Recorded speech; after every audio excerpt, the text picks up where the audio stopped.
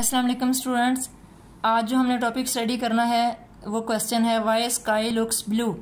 तो अक्सर स्टूडेंट्स ये क्वेश्चन करते हैं कि सूरज की रोशनी तो वाइट कलर की होती है लेकिन आसमान हमें नीला क्यों नज़र आता है। तो इसको समझने के लिए आपको थोड़ा सा जो है वो मैं बताऊंगी।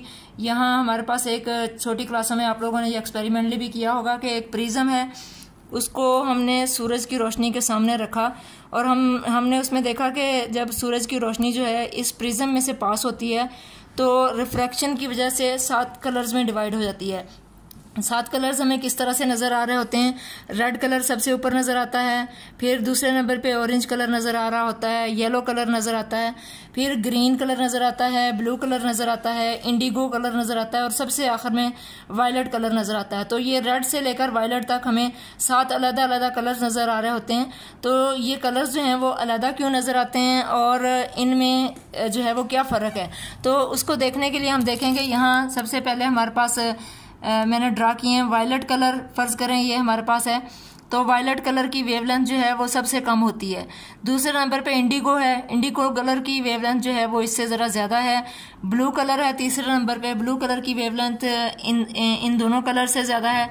जैसे जैसे हम स्पेक्ट्रम में नीचे की तरफ आते हैं वेवलेंथ जो है वो बढ़ती जा रही है। ग्रीन कलर की वेवलेंथ आपने देखा ऊपर वाले कलर्स के मुकाबले में ज़्यादा है, येलो की उससे भी ज़्यादा है, ऑरेंज की उससे भी ज़्यादा है और सबसे ज़्यादा रेड कलर की वेवलेंथ होती है। तो अगर आप टोटल स्पेक्ट्रम को देखें तो वायलेट कलर की वेवलेंथ सबसे कम और रेड कलर की वेवलेंथ जो है वो सबसे ज़्यादा होती है। तो ये इस तरह से हमें कलर नज़र आ रहे होते हैं, लेकिन जो आसमान है वो हमें ब्लू कलर का क्यों नज़र आता है।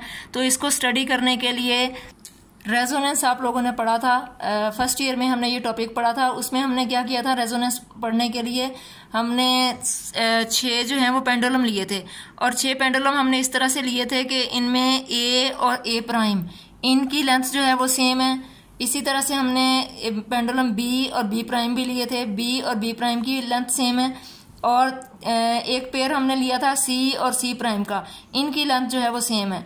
तो क्या किया था हमने कि ये पेंडुलम ए जो है इसको फर्ज करें मैंने इसकी ये मीन पोजीशन है, यहाँ से डिस्प्लेस करवा के यहाँ ले जाके मैंने इसको छोड़ दिया।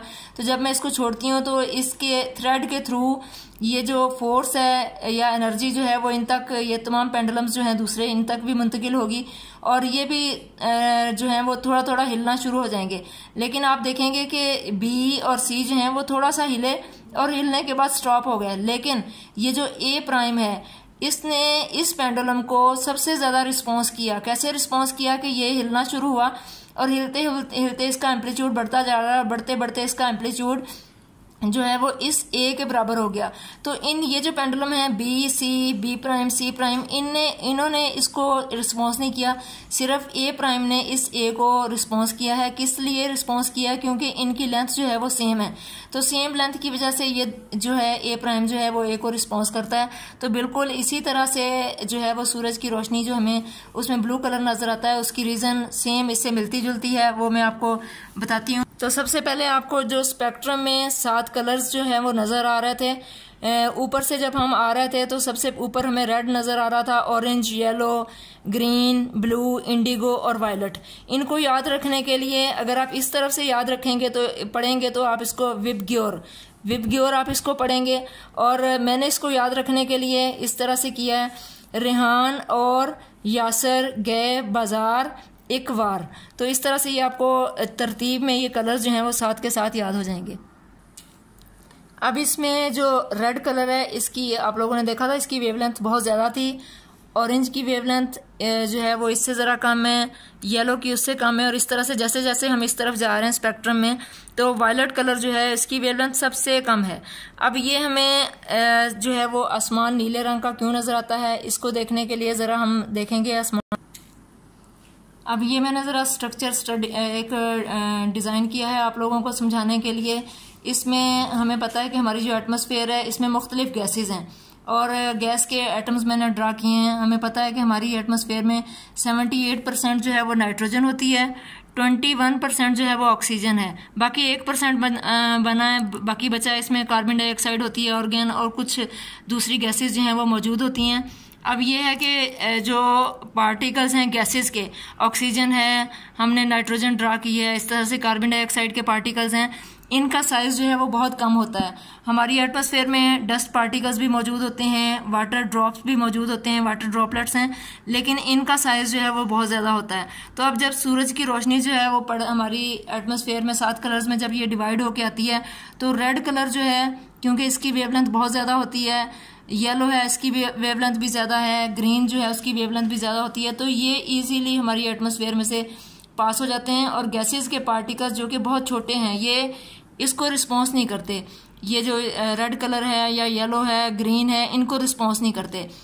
लेकिन जब ब्लू कलर जो है इन पे, ब्लू कलर की लाइट जो है इन पे स्ट्राइक करती है, तो क्योंकि इसकी वेवलेंथ बहुत शॉर्ट है और इनका साइज जो है गैस पार्टिकल्स का, इनका साइज भी बहुत शॉर्ट होता है, तो रेजोनेंस में जैसे पेंडुलम ए प्राइम ने ए को रिस्पॉन्स किया था, बिल्कुल इसी तरह से ये जो गैस के पार्टिकल्स हैं जो कि साइज में बहुत स्मॉल हैं, ये शॉर्ट वेवलेंथ जो है इसको रिस्पॉन्स करते हैं। और शॉर्ट वेवलेंथ जब इन पे आके स्ट्राइक करती है, तो ये डिफरेंट डायरेक्शंस में स्कैटरिंग हो जाती है, इस लाइट की स्कैटरिंग हो जाती है। स्कैटरिंग का मतलब है हर तरफ, हर डायरेक्शन में लाइट जो है वो फैल जाती है। तो इस वजह से जब ये ब्लू कलर जो है, ब्लू कलर की लाइट हर डायरेक्शन में फैल जाएगी, तो आसमान जो है हर तरफ हमें ब्लू कलर का नजर आएगा। तो यहाँ आपके जहन में ये ख्याल पैदा हो सकता है कि जो रेड कलर है, येलो है, ऑरेंज है, ग्रीन है, ये वाले कलर जो हैं इनकी तो वेवलेंथ ज़्यादा है, तो ये हमें नज़र नहीं आ रहा है क्योंकि ये पास हो गए। लेकिन जो हमारे पास इंडिगो और वायलट कलर हैं, तो हमें आसमान जो, क्योंकि वायलट कलर की वेवलेंथ सबसे कम है, तो हमें आसमान जो है वो वायलट कलर का नज़र आना चाहिए। तो हमें ब्लू कलर का क्यों नज़र आ रहा है? तो उसकी 2 रीजंस हैं। पहली रीजंस तो ये है कि जो वायलट कलर है ये सनलाइट में कम मिकदार में पाया जाता है। जब हम सन का स्पेक्ट्रम जो है स्टडी करते हैं, तो उसमें वायलट कलर की मिकदार वैसे ही कम होती है।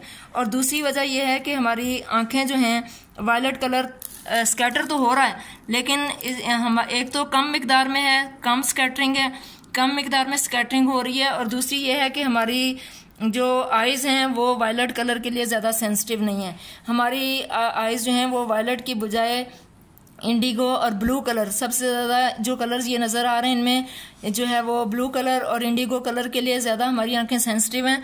तो इंडिगो और ब्लू कलर जो हैं इनमें, अब ये आसमान की रोशनी जो है इनमें असल में डार्क ब्लू कलर होता है, तो इंडिगो और डार्क ब्लू कलर जो है इन दोनों की स्कैटरिंग मिल के तो हमें ब्लू कलर जो है वो आसमान की हर तरफ जो है स्कैटर होता हुआ नज़र आता है। तो हम कहते हैं कि ब्लू कलर जो है उसकी स्कैटरिंग सबसे ज़्यादा होती है, इसलिए हमें ब्लू कलर, आसमान जो है वो ब्लू कलर का नज़र आता है। आई होप स्टूडेंट्स आपको आज समझ आ गया होगा कि आसमान जो है वो हमें नीले रंग का क्यों नज़र आता है। अल्लाह हाफिज़।